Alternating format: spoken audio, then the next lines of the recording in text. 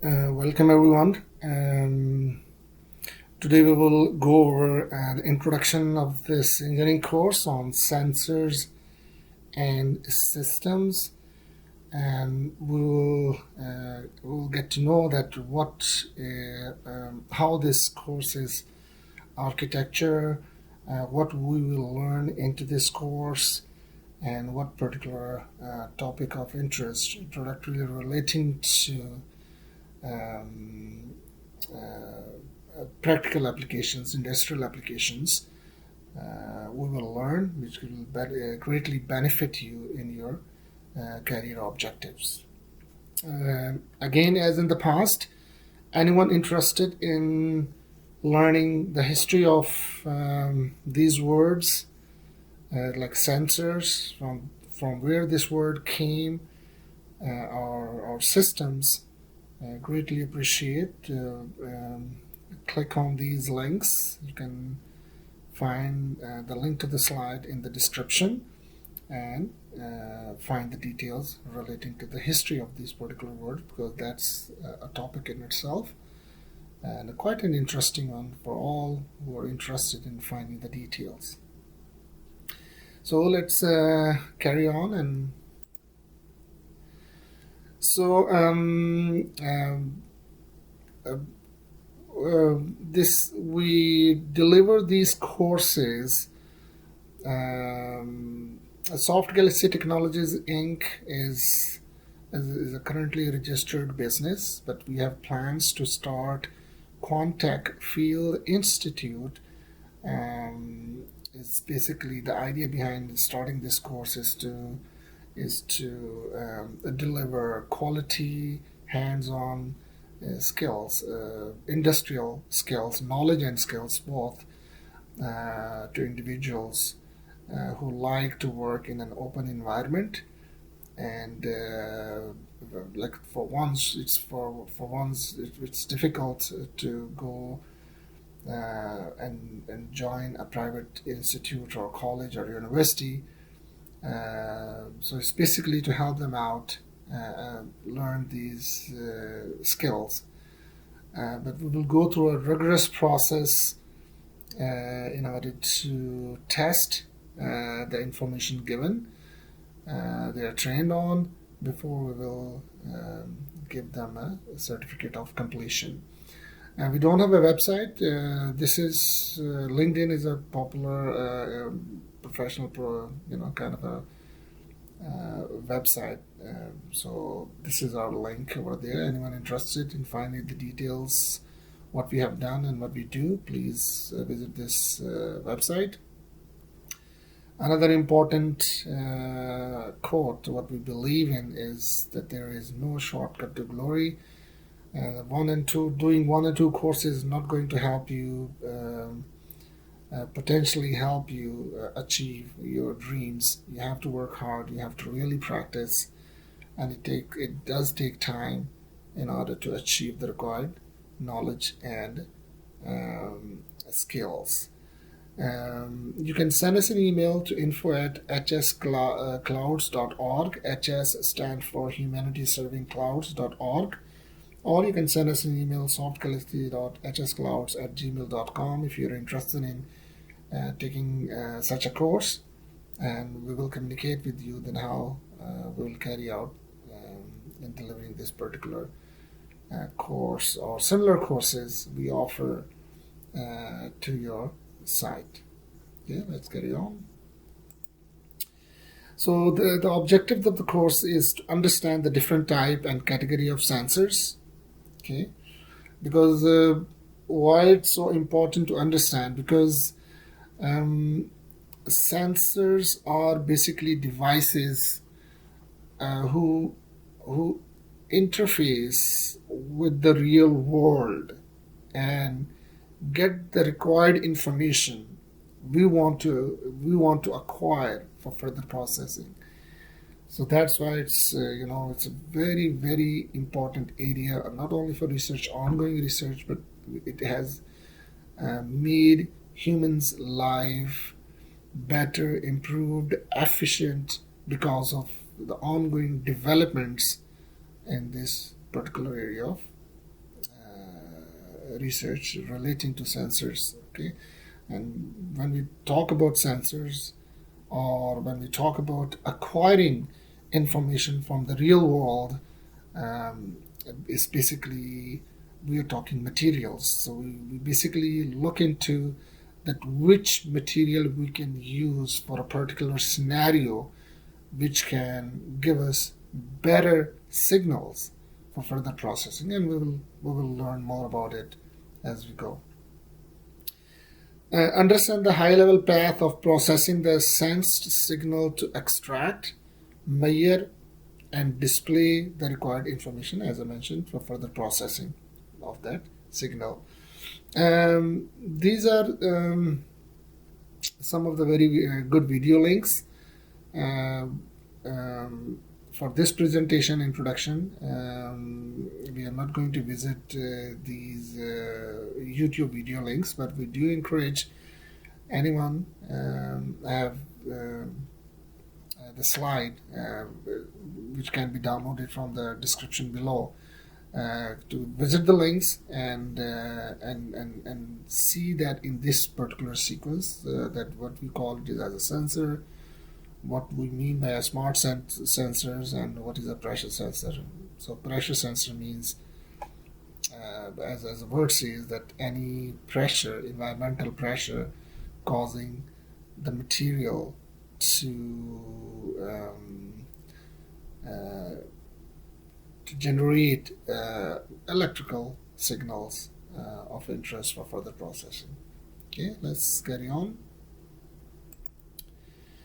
Okay, so in this particular course, here's the distribution of marks, and we also have planned some field trips. So the assignments will be the 10% of the entire marks. Lab work will be 20%, so we will be heavy emphasis on the lab work to make sure that you do acquire the required amount of skills working with sensors. And again, we are not going to work with all type of sensors. That's a huge area, but we will cover the most commonly used sensors in the industry, so that you have knowledge and skills that are required after completion of this course. The midterm will be 30% and the final will be 40%. So it's important to cover what assignments 10% means. So the 10% of assignments covers all the assignments given to you during the video lectures or during the lectures, and also the labs which we will assign you, which you have to complete. Okay, so the assignment means or assignments include lab work given to you, and their weightage will be distributed as the 5% of such work will be before the midterm. Like 5% of the weightage of assignments plus lab work will be given to you before the midterm, and the 5% before the final day. Okay, and how we will test you will be the lab work. So how we will test you, we will give you a 1-hour exam, and we will give you a lab assignment. Let's say you're coming for the midterm day. So before the midterm, we will give you a 1-hour exam to complete your lab work, which basically tests you on given assignments plus lab work here at 10%. And after that 1-hour exam on the midterm day or on the final day, we will give you a half an hour or 1 hour break before we will hand you over the midterm exam or the final exam. Okay, so that's how we are going to test you on the information given during this particular course. Okay. So we have planned 4 industrial tours in relating to this particular course. It may be companies using sensors or manufacturing or assembling sensors or systems, and the entire idea behind such field trips is to give you kind of a practical knowledge and the practical visualization and that how these components are used in the industry for different functions and functionalities. Um, so we will plan out that how these 4 industrial tours uh, will be managed. Okay, let's carry on.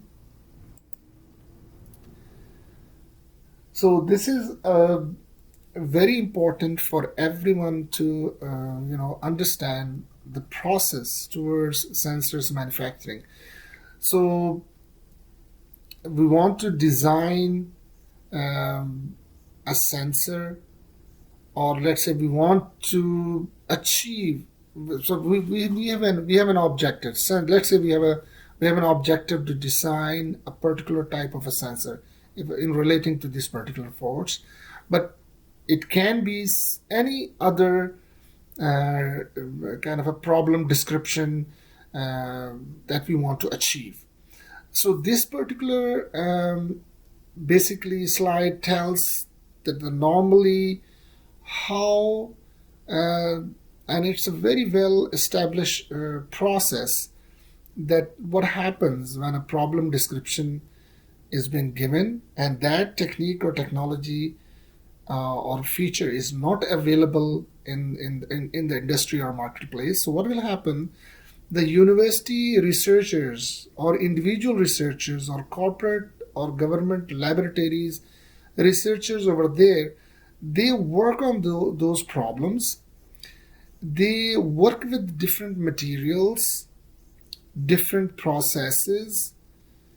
They go through these particular keywords, they go through observations, they perform research, they do development testing, and they do paper publications in the known industrial or research journals in order to showcast their result towards a particular problem.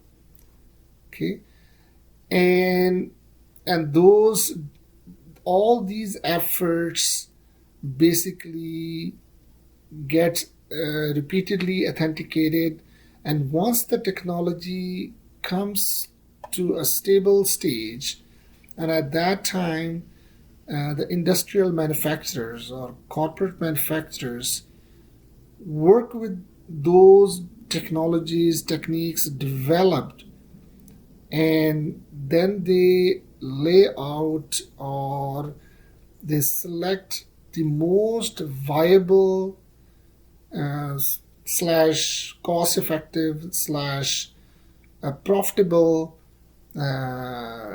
scenario uh, to manufacture that particular new technology. So in case of sensors, it's not necessarily that they will pick up the best material providing the best sensing ability for mass production to consumers, not necessarily. So they will pick up the most profitable sensing element, the material here for their manufacturing processes, so that the material will be utilized by the most of the for the most of the consumer or industrial applications. But they do, if there is a demand, they will work with the highly sensitive materials. Again, the cost will be higher, and because they have a small customer base on that. But again, it's all about demand and supply. But in general, these are the processes towards, in this particular case, I'm just putting a keyword here, sensors, but it can be any other new technique, technology, where the researchers like to work, explore, and once it gets stable, viable, authenticated multiple times that it works, then the corporate manufacturers will go ahead and manufacture that particular use that particular technology for numerous applications. Okay, so that's very important for everyone to understand this particular process. Let's carry on. So this is this sensor design, and when you see this from where this particular uh, topic has been taken, so as you can see, it's reference number 2, the preface section of it, and you can find this text in that particular reference to given at the end of these presentation. So what it says, since the publication of the third edition of this book, which is Sensor Design, the sensor technologies have made a remarkable leap ahead. The sensitivity of the sensors became higher, the dimensions smaller, the selectivity better, and the prices lower.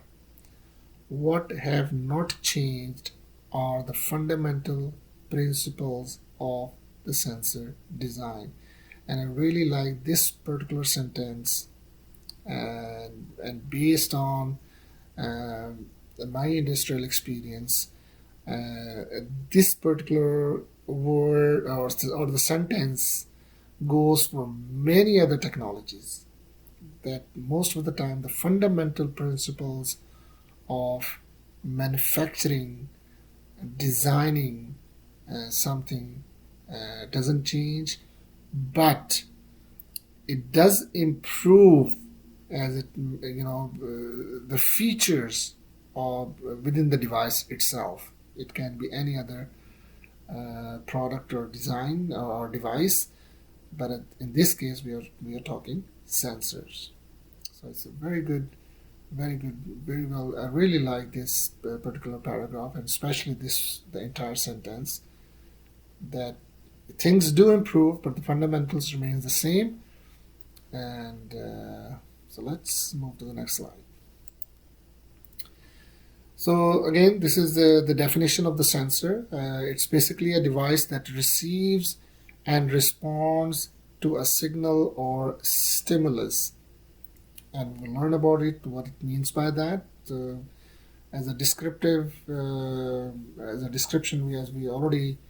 as I have already mentioned, that it's basically that sensor is interfacing with the real world, and depending on what information we want to extract, the material used in the sensor react to that particular signal. We call it as a stimulus, and that basically generates electrical disturbances, and electrical disturbances were further processed on and acquired for further processing, and we will discuss that in detail later. A sensor is simply an energy converter. We already know, we already mentioned that, from one form to another, mostly understood as electrical signal. Signal or stimulus is also referred as Mayrand. So that's one of the, I'll say the legacy keyword used. But we are going to use the word sensor or a stimulus or signal. Mayrand is also one of the word in relevant literature utilized. Okay. Opposite of sensor is actuator, and we will discuss and we'll learn about what is an actuator and what it does. Okay.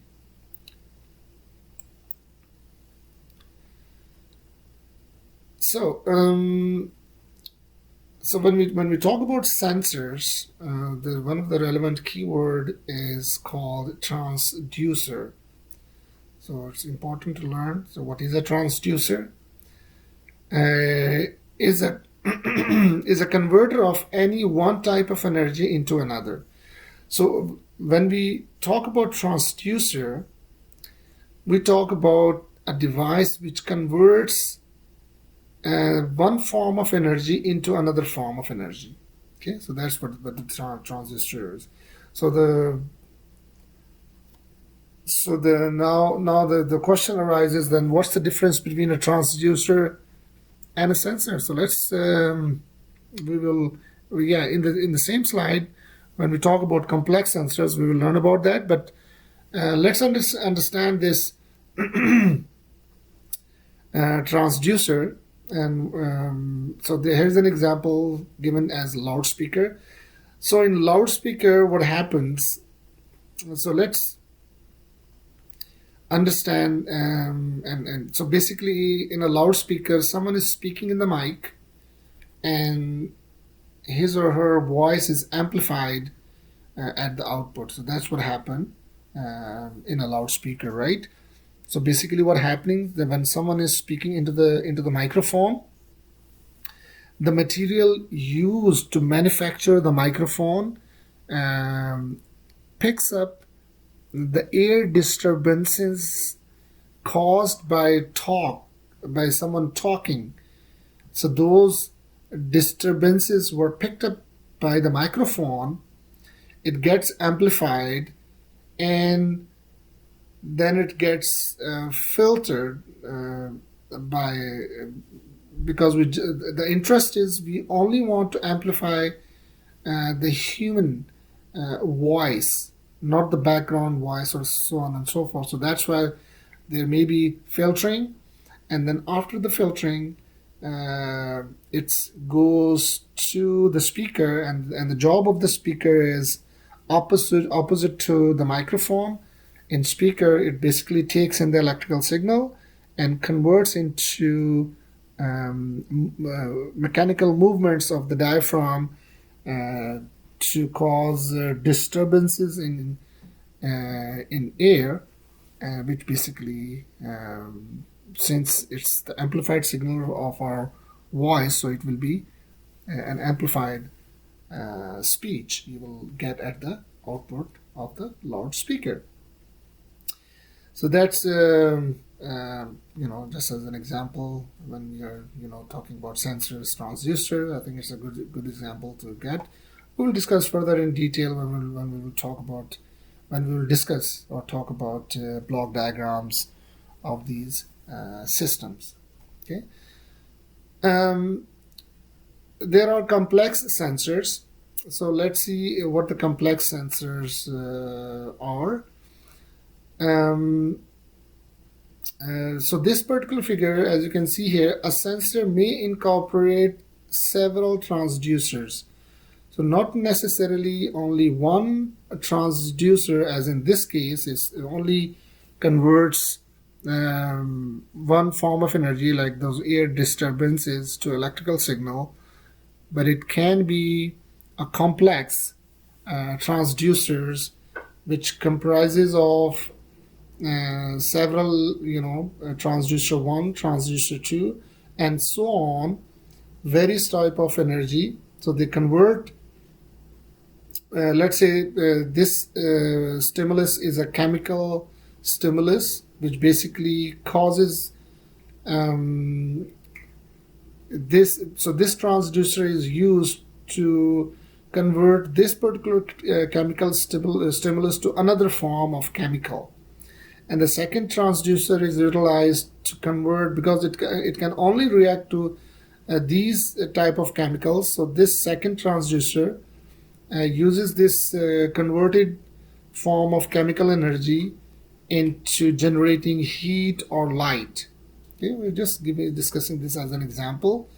And in stimulus 3, we are using a direct sensor, like in the case here, that in this particular direct sensor converts that heat or light into an electrical signal. So this is basically, you can think of this as a direct sensor, or you can call it as a transducer. And in this case, you can see that they are complex sensors. Okay. Note that the last part is a direct sensor producing electrical output E. So sensors and transducers, those keywords can be used interchangeably. But when we talk about complex sensors, just remember this particular block diagram. It's basically not one transducer. It can be utilizing multiple transducers for the desired objective. Okay, let's carry on. So in summary, two types of sensors, direct and complex. So that's exactly what we just discussed.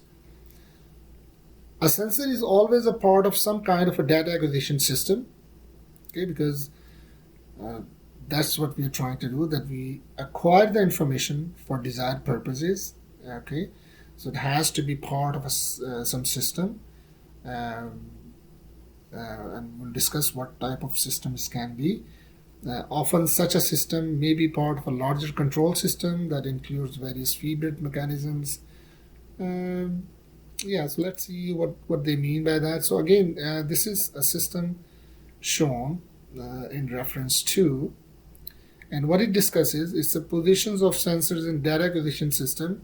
Sensor 1 is non-contact, so this particular sensor is kind of a wireless sensor.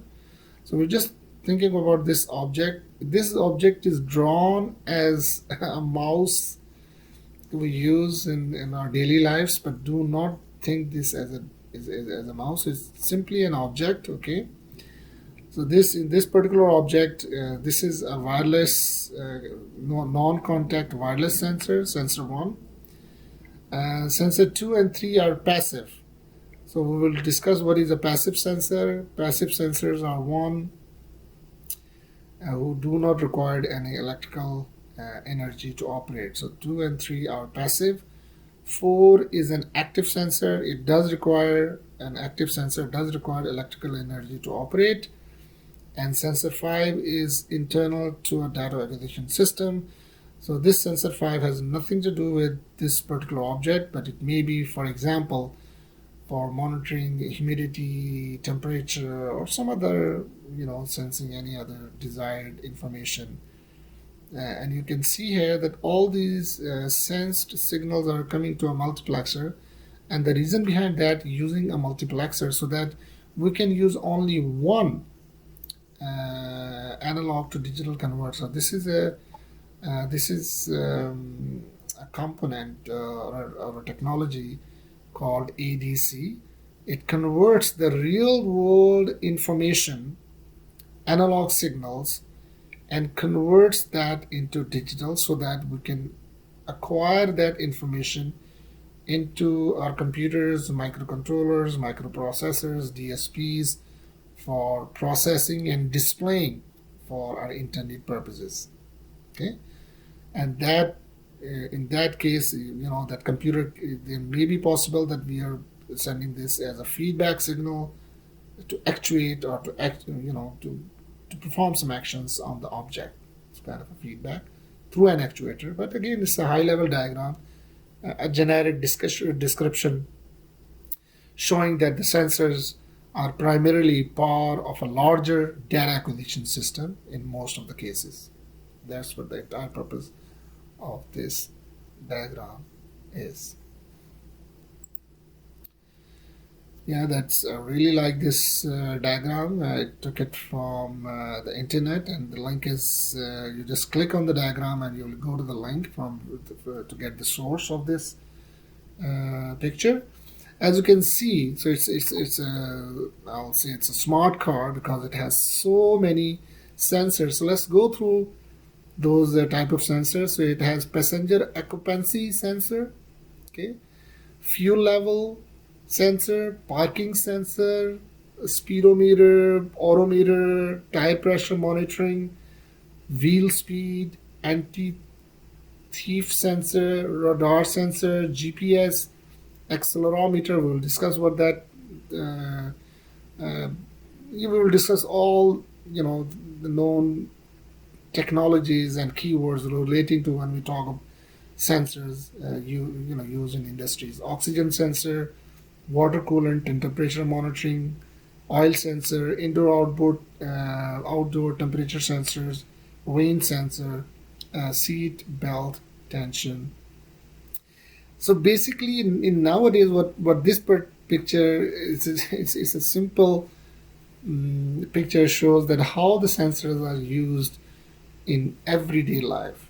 This is just an example of a car. So think about robots.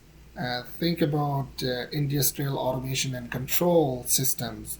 So basically, what I'm trying to get into, that sensors are used primarily, basically, everywhere, in our homes, on our roads, um, in the industry, in the air, in space, um, underground. So they are primarily basically everywhere. So knowledge on sensors and the associated systems will be of great benefit to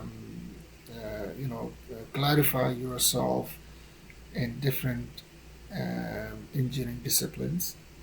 So that is the reason of designing such a course. So let's carry on. Yeah, so this slide shows a digital camera. We're not going to go into the details of DSLR, or what the DSLR stand for, but in the subsequent lectures, we will cover the details of these digital cameras. But over here, we're just trying to get an overview that what happens in a digital camera. That the light comes in, and you use these optics for to improve the quality of the light we want to capture, again directly relating to resolution of the image. And over here in this particular case, the light gets reflected, again reflected before you see the actual image. And when you press the button to close the shutter, how the image basically gets captured is shown in this particular high-level block diagram. So as you can see here, here's your lens system, and this is the key device when we talk about digital cameras, and it's called image sensor. And we will discuss in detail how these sensors are manufactured and how they capture the light. And this AGC stands for automatic gain control. So once the information is captured, it gets amplified. Amplified signals go through ADC. We already discussed it converts an analog signal into digital signal, and then these can go through the autofocus of the system. Right here, go back here for the autofocus, or for the auto exposure here as a feedback systems before filtering and processing the image for storage or other direct control and interface purposes. So the idea behind showing this slide that we will discuss because these are commonly used products in our daily lives. Like in the previous slide, we discussed smart cars. Here we are talking about digital cameras. So we will go into the details of the most commonly used sensors in such products, and the associated system, which basically designed in order to process the acquired information and for respective purposes. Okay. So as mentioned before, there are two types of sensors. One is a passive sensor, one is an active sensor. A passive sensor, they generate electrical signals without any energy consumption from the electronic circuits. An active sensor, it requires an operating signal which is provided by an excitation circuit. This signal is modified by the sensor in accordance with the converted information. An example of an active sensor is thermistor, which is a temperature sensitive resistor. It needs a constant current source, which is an excitation energy. So again, thermistor is one of the example of such an active sensor. Anyhow, we will discuss further in detail about this, but for this particular presentation, it's I think enough for you that there are two types of sensors. One is passive, which doesn't require any electrical energy source, and the others are active, which does require electrical energy in order to perform its function. In the later we will discuss, and I will highly recommend to go through this particular video from Bosch in how the sensors are manufactured. I really like this video. I will go and show some parts of the video at the end of this particular information session. Okay, so what's the difference between sensors and detectors? So sensors are basically, as you can see here from this picture, those are tiny components. Okay, so as you can see, color sensor, gas sensor, these are basically tiny components. Okay, a detector is basically a complete system which uses sensors. So over here, the detectors are shown to you. Like this is you can think of this as a fire alarm or a smoke sensor or other different type of a gas sensor, and this is a motion sensor. You can use, this is sensing some metals under the ground, or some different type of these kind of different sensors are utilized, which makes up the detector system. So this is a complete detector system trying to detect different type of materials on the ground or under the surface. Okay, and again, this is a type of a detector using different sensors for to achieve its functionalities. So this is the difference between a sensor. Sensor is basically a device which converts. We already learned about it. One form of energy into another, and the detector is basically utilizing sensors in their complete product design. Okay. Sensor is also called as transducer. We already discussed about it, and its basic function is to convert a physical stimulus into electrical signal. Okay, we discussed that already. Physical stimulus means an energy such as heat, light, sound, pressure, magnetism, or motion. So these are very important keywords for you to understand that when we talk about stimulus, it can be any form of energy in the form of heat, light, sound, pressure, magnetism, or motion. Okay? And here's a very good block diagram from the reference taken. Here's a measurand, or basically a signal. Here's a sensing element. Then we have, so once it's sensed, there may be a transduction element into the sensor. As you can see, this is a block diagram of a sensor, and it basically then generates the output signal, and there may be a conditioner here or a transmitter to give you a standardized signal as an output. Okay.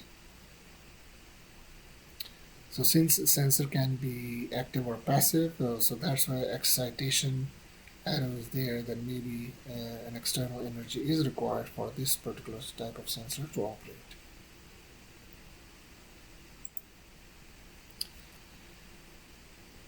Okay, so when we will discuss type of sensors in this course, so I just want you to show you the list of sensors. So as you can see here, this huge big list: acoustic sensors relating to acoustics, sound, vibration; automotive, see the list; chemical, so they are chemical sensors; electrical, electric current, electric potential, magnetic, radio, see that; environmental, weather, moisture, humidity; flow, fluid velocity, ionizing radiation, subatomic particles; navigation instruments; position, angle, displacement, distance, speed, acceleration.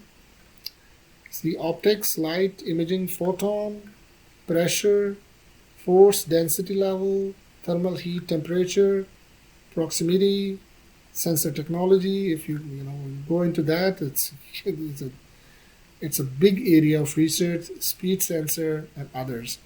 So what I'm trying is that the reason to show you this wiki page, which is very well written, that it's extremely difficult to cover every single type of sensor and the technique used to sense. Very difficult. But the purpose of this particular course is to give you a good understanding of the commonly used sensors and associated systems. Okay, so that's the reason of showing you all the students this wiki page. Here it's only showing you a pressure sensor or a transducer, and here are some of the block diagrams we are going to discuss in detail during this course.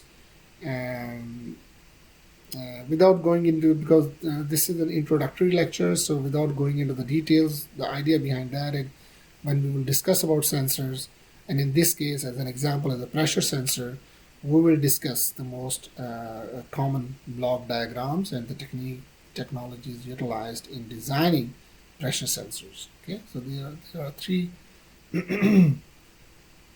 block diagrams shown to you. In simple, as you can see here, there is a diaphragm here, there is a diaphragm here, and this D as a diaphragm here.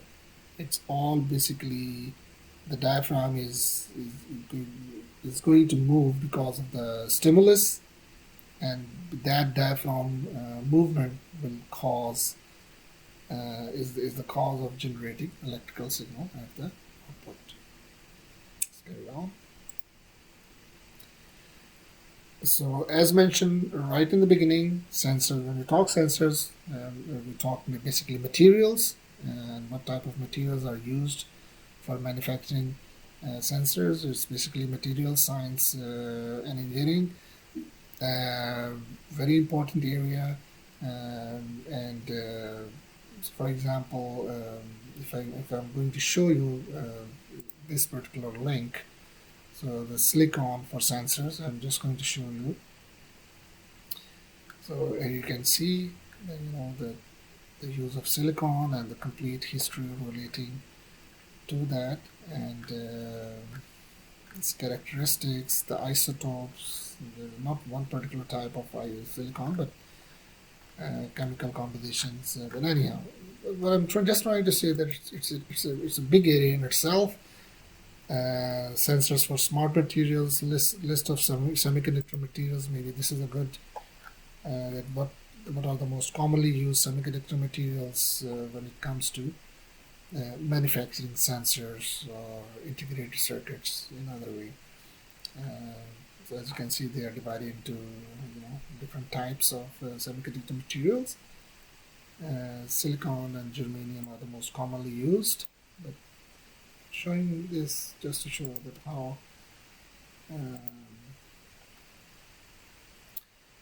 it's not only silicon and germanium, but there are many other materials involved when it comes to designing and manufacturing sensors. The most cost-effective and the most industrially viable materials are picked up for manufacturing, and that's how it goes. Ultrasonic transistors are also, as you know, ultrasonic.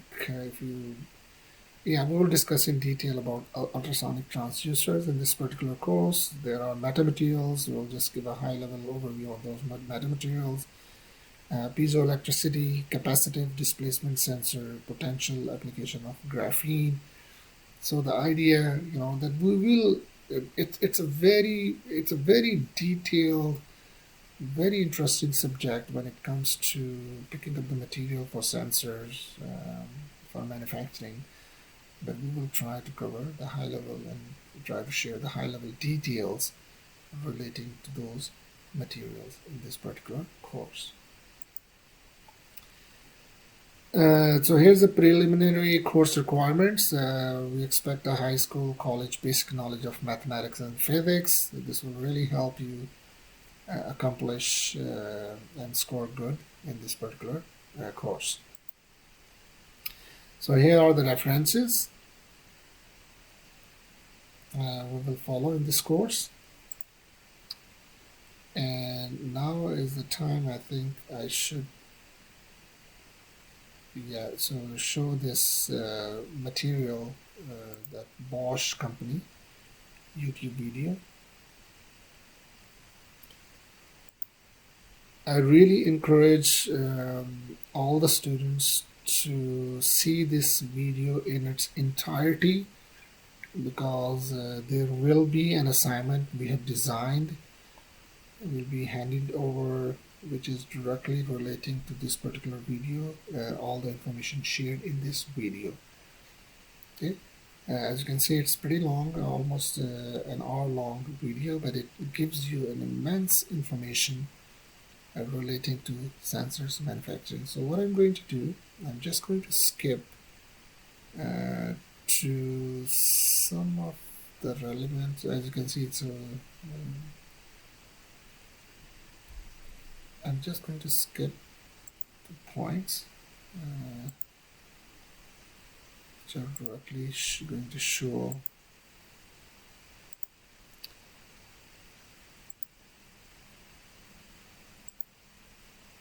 maybe right in the end.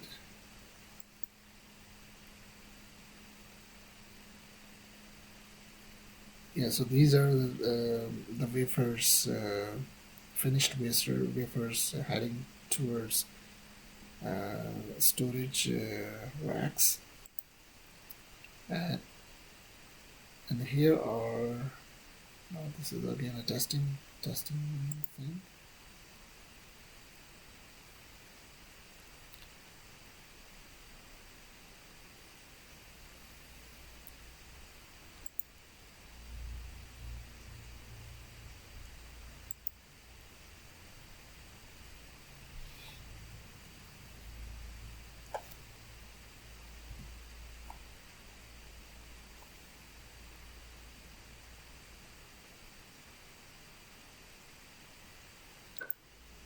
So here how the wafer looks, how the test the wafer.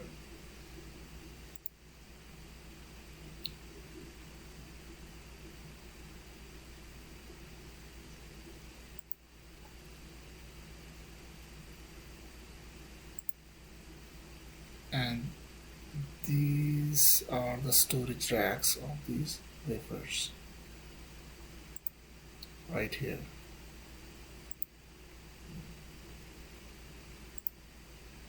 Yeah, these are the storage racks. Yeah, so Bosch is a big company, a big name in the industry, very well respected, high quality products. So I really encourage all of you to go through this particular video and acquire as much information as you can, because there will be an assignment associated with this particular video directly relating to that. Okay. So again, this is the end of this particular information session, and we will connect next time. Take care.